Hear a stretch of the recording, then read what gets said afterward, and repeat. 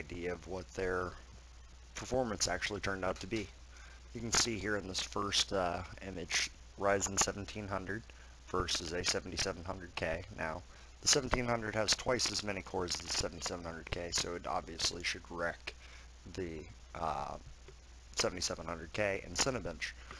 And it does by almost 50%, which makes sense. But then we go down to the next one, the 1700X, which is just a slightly faster clock version of the 1700, and then it also has extended frequency range.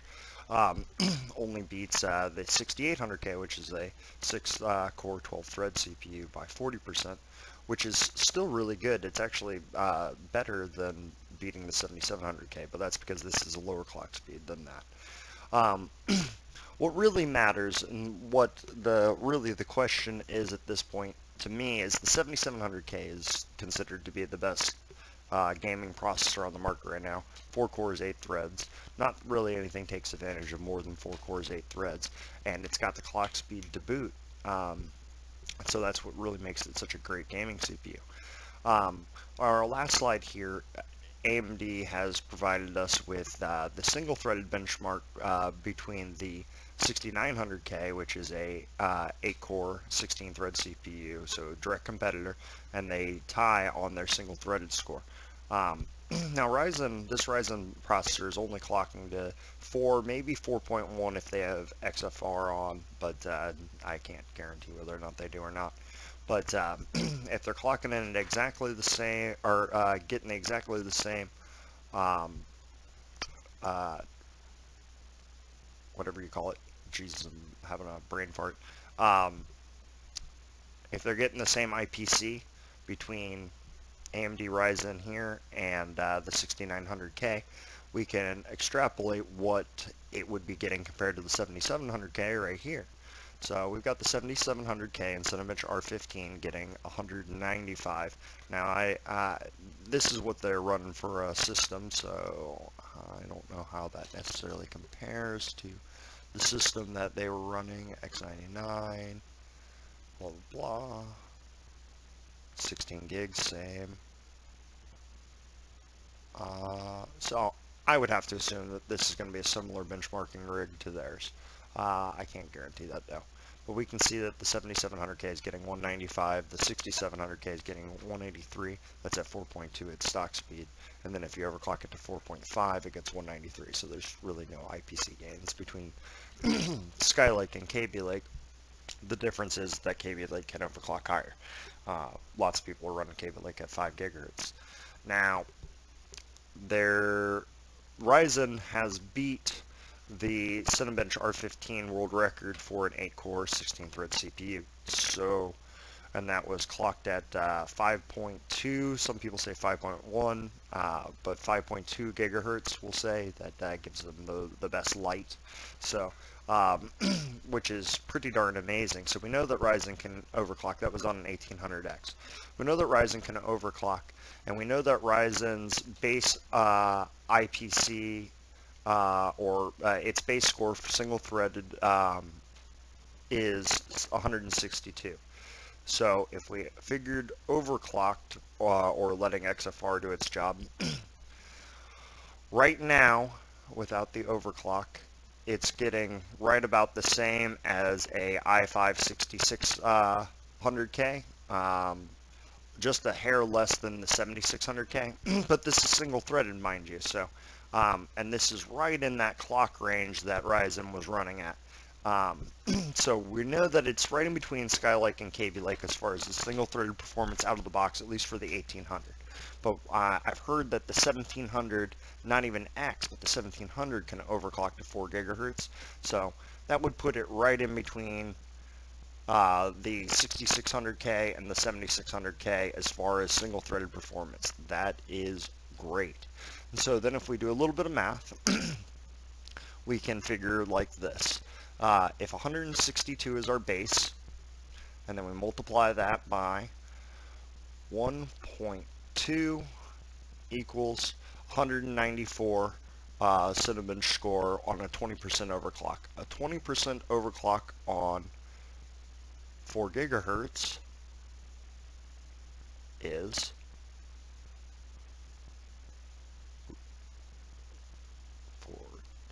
times 1.2 equals, oh, I see the double multiplied, clear, 4 times 1.2 equals 4.8 gigahertz. So, if we can get a 20% overclock on the average 1800X, that means that we will be getting the same single-threaded performance off of the 1800X AMD Ryzen CPU as a 7700K for, well, that one would be more expensive, but the 1700X, if it has the same IPC and the same Cinnamon single-threaded score, we should be getting the same thing, single-threaded performance as a 7700K. And that was the whole big thing that everybody's like, well, you know, is the 7700K going to still be the gaming king? With this, I can't imagine how it could be. It just doesn't make any sense to me. When I'm not overclocked with no XFR on, if I'm hitting this, there should be no reason that I can't compete directly against the 7700K in single threaded. But then I've got a whole extra 8 freaking core or threads, an extra 4 cores over the top of it. I mean, it's just insane. It's just insane. When AMD Ryzen 5 and 3 come out, the i7 brand is just going to be blown away. I mean, there's no way they're not going to get faster clock speeds out of the i3 and out of the Ryzen 3 and Ryzen 5 SKU. It just can't have as much heat, so you should be able to get more speed out of it. So I expect to see heavy 5 gigahertz, maybe up to 5.5 gigahertz coming on these Ryzen 5 chips. I think that if we see something like that happen, I think Intel's going to be turning over in their grave. They're really going to have a hard time competing against that for, like, I would say a solid 2 or 3 years. If we see that kind of stuff. I mean, if we're already seeing Ryzen overclocked to 5.2 gigahertz, and it hasn't even launched yet, that was just at an event, that's not on LM2. As far as I know, that was on air. It could have been on water, though. We'll just assume water. But I mean, 5.2 on water, if I can get my Ryzen to overclock to 5.2, I would just be crushing. I mean, that would be by far faster than the 7700K. Now, don't get me wrong, I believe that's a little bit more expensive. At $500 for the AMD versus $349 for the 7700K, so it definitely would be more expensive for the 1800. But I'm really curious to see what the 1700X ends up overclocking to. I mean, if you can get the same kind of speed out of the 177 without having to spend the 1800X price, because I believe it's $399 for the 1700X. I mean, you're only talking $70 more to have twice as much processing power, and that's just mind-blowing. You know, we haven't seen this kind of stuff out of AMD since the Athlon, and it wasn't like this. I mean, they had them beat in price, but not really in performance. It looks like they're going to have them wrecked in performance all the way up into the $1,000 market. After the $1,000 market, well, things get crazy from there, but I mean, we're talking. The only thing that Intel has out that can beat it is the 6950X, a $1,700 CPU. And I don't even know if it can beat it. Let's actually see. 6950X Cinebench.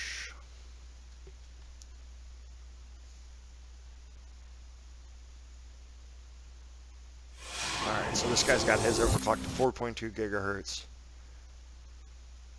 And he got 2114. An AMD Ryzen 1600 without overclocking past 4.0, or well, its natural boost. Gets 1601. Wow, that's a lot out of that freaking unit. Wow. He got a fuck done on that. I wonder what a standard clocked one gets, though.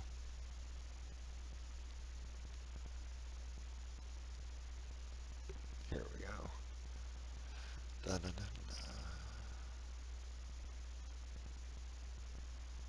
Multi-thread. Wow. That is one hell of a fast freaking processor. There's no doubt about it. I wonder if they couldn't get it to run. But anyway. So 2327, that is freaking wicked. What did AMD Ryzen get up to on its massive overclock? Ryzen 5.27 world record.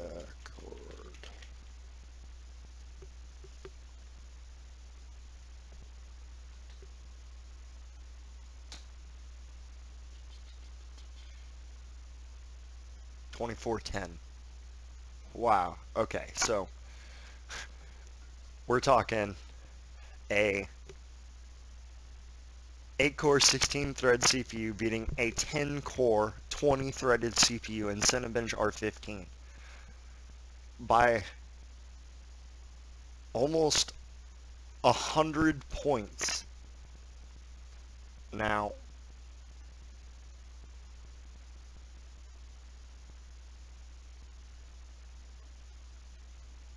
okay, is that on LM2?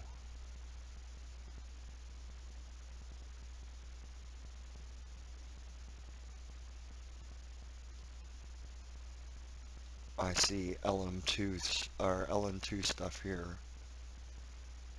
What's cooled with LM2 voltage resolution? Yeah, 0.2 across all cores.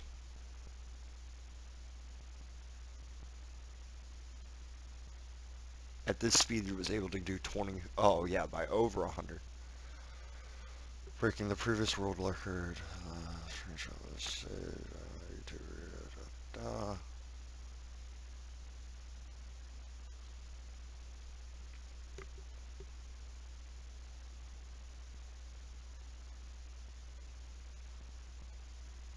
Let's see.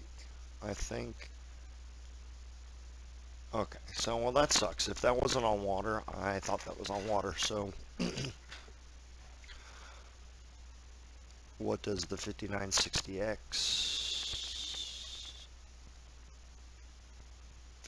or 6950X get? Search.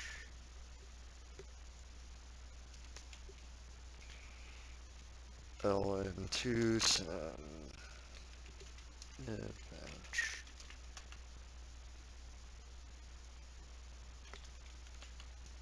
I can't type this morning.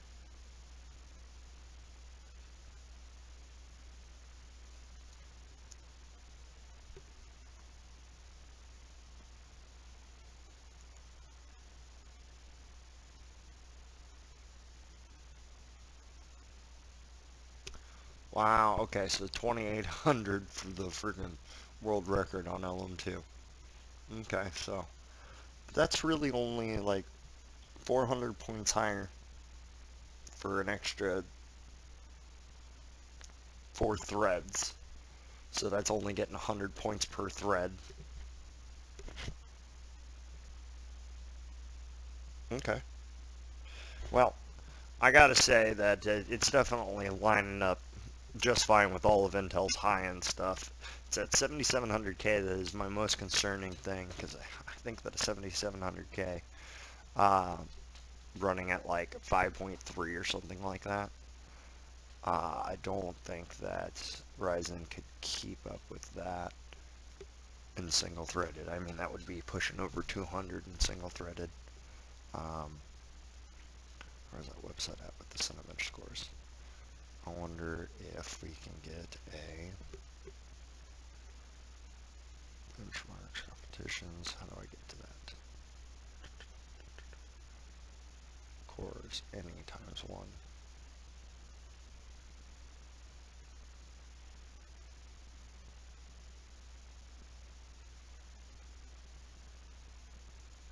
Oh. Somebody got a Saffron up to freaking 6,650 freaking. Oh my god, that's ridiculous. I wonder what Cascade is cooling. Dice. These are all crazy shit. I don't know.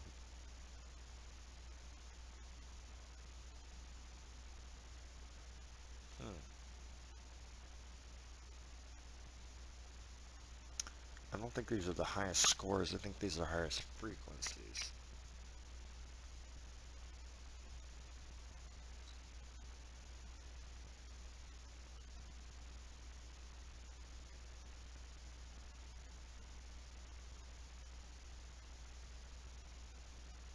Hmm.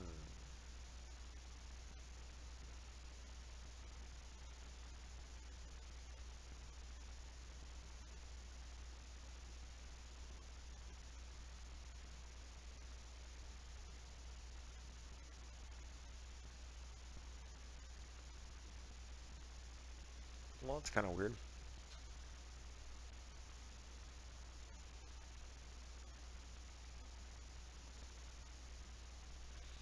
Why do I get 159 here?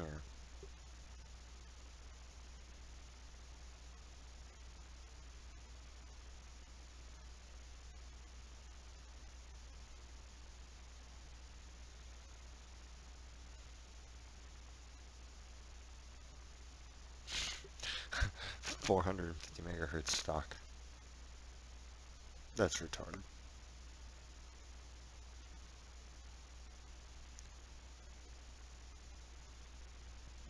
Hmm.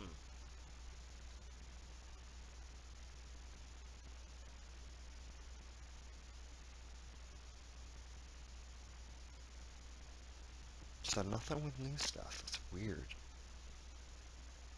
I don't understand what's up with this. I guess they just don't even try on the new stuff?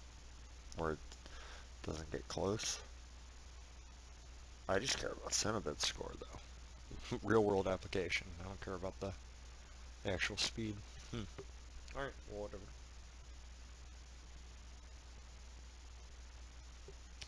But yeah, so that's pretty much my thoughts on on Ryzen. There's a lot of cool stuff coming, all kinds of stuff that I couldn't hazard to even think of explaining. One of the really cool things though that I'm pretty excited about finding out what it actually is going to do is that that branch prediction stuff. That it's supposed to kind of have, they called it scary, crazy intelligence. So it's supposed to kind of figure out how things are running and make them run better. I don't know if that's going to happen in a matter of seconds, a matter of minutes, a matter of years. If it collectively is going to fucking talk between all the Ryzen CPUs between the world, I don't know.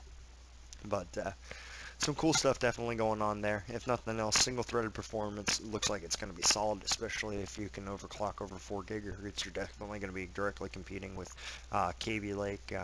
We'll see what Cannon Lake and all those have, but I don't think that Intel is set up to be really competing on that kind of level right now. I think it will definitely take at least 2 years. You know, the last little thing I want to touch on is the AMD stock prices.